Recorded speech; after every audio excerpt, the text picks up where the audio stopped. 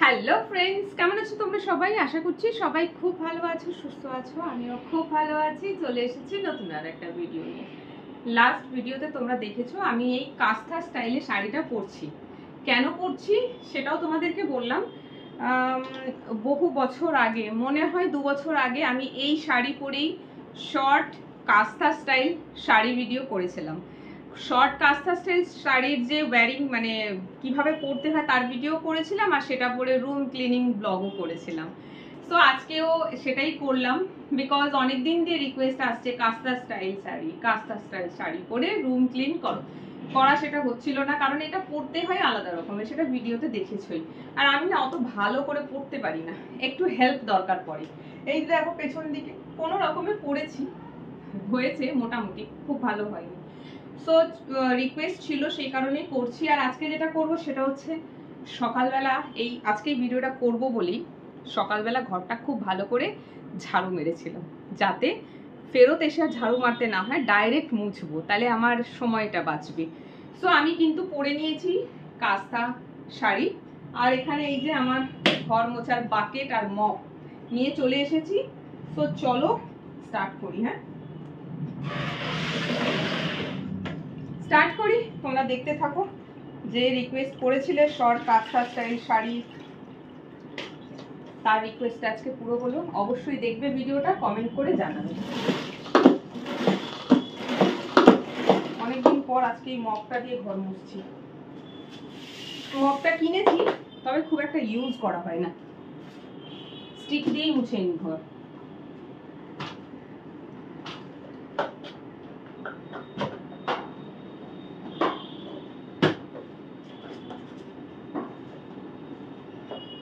তবে শীতকালে এটা দিয়ে ঘর মুছতে খুব সুবিধা হবে, জলে হাত দিতে হবে না, এটাতে মপিংটা খুব ভালোভাবে হয়।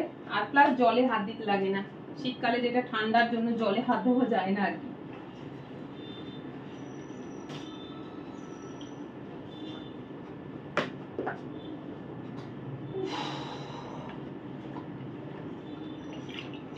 জল একটু কম নেওয়া হয়ে গেছে। আমার ভিডিও ধরার লোক নেই বলে ভিডিওর অ্যাঙ্গেলগুলো ঠিকঠাক আসে না,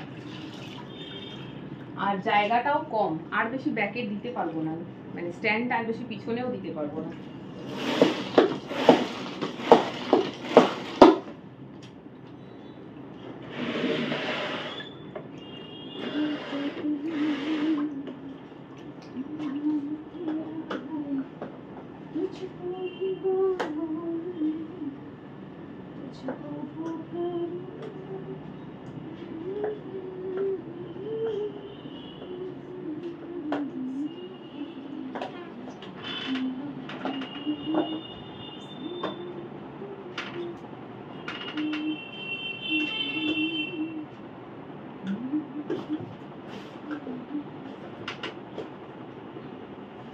ঘর ছোট, আনাচে কানাচে এত জিনিস রাখা,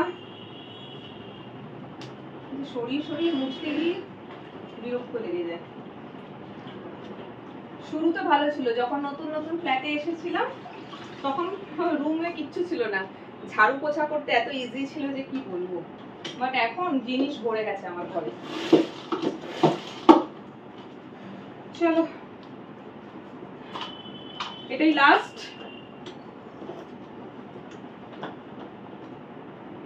এরপরে রান্নাঘর পরিষ্কার করবো। এটা দিয়ে, মপটা দিয়ে, মানে বাকেট মপ ইউজ করলে এত সুবিধা হয় যে নোংরা জলে হাতই পড়ে না। দেখতেই পাচ্ছ কিছুই করতে লাগছে না, জাস্ট জলটা ভরে নিয়ে এসেছি। আমার হাত এখনো ড্রাই, পুরো শুকনো, পরেও ঘর মোছা হয়ে যাওয়ার পরেও আমার হাত ভিজবে না। তাই এটা আমি বেশিরভাগ শীতকালে ইউজ করি, গরমকালে লাগে না আমার।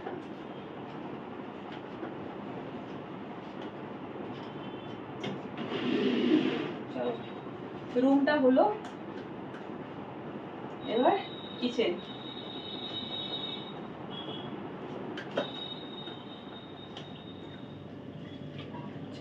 এবারে রান্নাঘরটা মুছবো। রান্নাঘরেরও অবস্থা বেহাল হয়ে রয়েছে, ওই নিচের জায়গাটা দেখো কি অবস্থা। নোংরা করার সময় খেয়াল থাকে না, পরিষ্কার করার সময় অবস্থা ঢিলা হয়ে যায়। একদিন ওটা পরিষ্কার করতে হবে। অ্যাকচুয়ালি কি হয় না, ওখানে অনেক প্লাস্টিকের বাটি ঘটি জমে আছে। প্লাস্টিকের বাটি ঘটি মানে ধরো তুমি অনলাইনে অর্ডার করেছো খাবার, যে কন্টেনারে দেয় আর কি, সেই কন্টেনার ভর্তি। কখনো কিনে আনি, কন্টেনার আসে, আর কখনো মায়ের ঘর থেকে জিনিস নিয়ে আসছি, কন্টেনার আসে।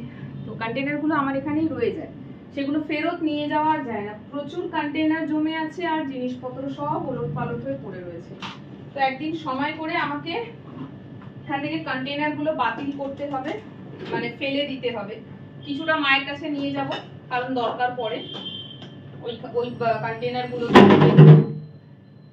আমি খাবার আনি এখানে, তো দেখছি ওটা কবে করবো জানি না, এলোমেলো হয়ে পড়ে আছে। ভেবেছিলাম ওটা পুজোর সময় পরিষ্কার করবো, দুর্গাপুজোতে হয়নি, দীপাবলিতে করবো, হয়নি, অমনি পড়ে আছে।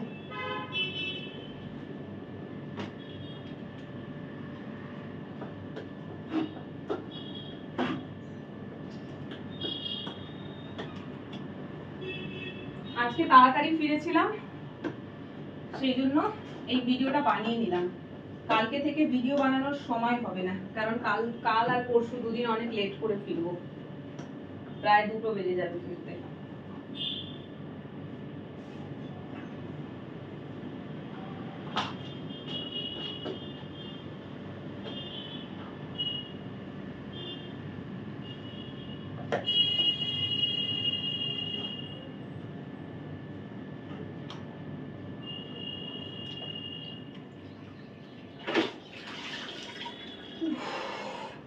হাঁপিয়ে গেছি পুরো। কাজ থেকে এসে বসে যদি একটু রেস্ট না নিই, এই অবস্থাই হয়। আজকে রেস্ট হয়নি, কারণ কাজ ফেলে রেখে আরাম করতে গেলে পরে কাজ করার এনার্জিটাই চলে যায়। এত আলসেমি শরীরের ওপর ভর করে বসে যে পরে আর কোনো কাজ হয় না। ওই পরে করব বলতে গিয়ে তো পরে আর আসে না, কাজগুলো পড়ে থাকে। ওই যে কিচেন পার্টটা দেখালাম, ওইভাবেই পড়ে আছে। রোজই তো বলি পরে করবো, পরটা তো কবে আসছে জানি না, আসেই না। দুর্গাপুজো, লক্ষ্মী পুজো, কালী পুজো, সব পুজো চলে গেল, পর আর আসেনি।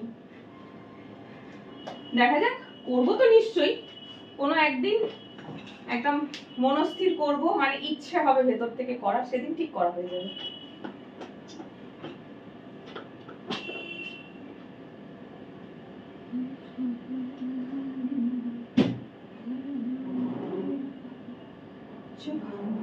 এই পার্টটা হয়ে গেল, আর একটুখানি বাকি আছে। তোমাদেরও বাড়িতে যে মহিলা, বাড়ির ফ্যামিলি মেম্বার, দাঁড়াও বলছি, সেটা বউ হতে পারে, মা হতে পারে, বোন হতে পারে, বাড়ির যে কোনো মহিলা এক্সেপ্ট কাজের লোক। কারণ আমরা খুব কম মানুষই থাকি যারা কাজের লোককে একটু সুখ সুবিধা দিই, কারণ আমরা মনে করি ও এর জন্যই পয়সা পাচ্ছে, ওকে এত সুযোগ করে দেব কেন। মানে মপ আর বাকেট দিলে তো ওর সুবিধা হয়ে গেল, খাটনি কমে গেল, হাত দিয়ে মুছলে পরিষ্কার ভালো হবে, খাটনি হবে, মানে আপনার পয়সা উসুল হবে। অনেক মানুষ এটা ভাবে, তো কাজের লোককে তো আর কিনে দেবে না। হ্যাঁ, তবে যাদের বাড়িতে কাজের লোক নেই, যাদের মা, বোন, বউ, দিদি, পিসি, মাসি, কাকি, জেঠি, দিদা, ঠাকুমা, এনি টাইপ অফ মহিলা, তাদেরকে ঘর নিজে পরিষ্কার করতে হয়, তাদেরকে এরকম একটা বাকেট অ্যান্ড মপ কিনে দিও। খুব বেশি দাম পড়ে না, মিশো থেকে নিলে 500 থেকে 600 নর্মাল কোয়ালিটি, আরো ভালো কোয়ালিটির আছে, সেটা 1000, 1200, 1500 দাম পড়ে। তবে এটা আমার 550 কি 600 টাকা দাম নিয়েছে, খারাপ নয়, 2 বছর হয়ে গেল। কিনে দিও, তাদের সত্যি বলছি অনেক উপকার হবে। কারণ এখনকার দিনে কোমরে ব্যথা, হাঁটু ব্যথা প্রত্যেকটা মানুষের, আর এই ব্যথা নিয়ে হাঁটু গেড়ে বসে পুরো ঘর মোছা খুব মুশকিল হয়। এটা হলে তাদের খুব সুবিধা হবে। আমি এর আগেও বলেছি, আবারও বললাম, মিশো, ফ্লিপকার্ট, অ্যামাজন সমস্ত জায়গায় এটা অ্যাভেলেবল আছে। বাড়িতে কিনো, মা, বউ এদেরকে গিফট করো, বোন খুশি হবে, তাদের খাটনিটা কমবে আর কি। আমিও দিয়েছি কিনে আমার মাকে।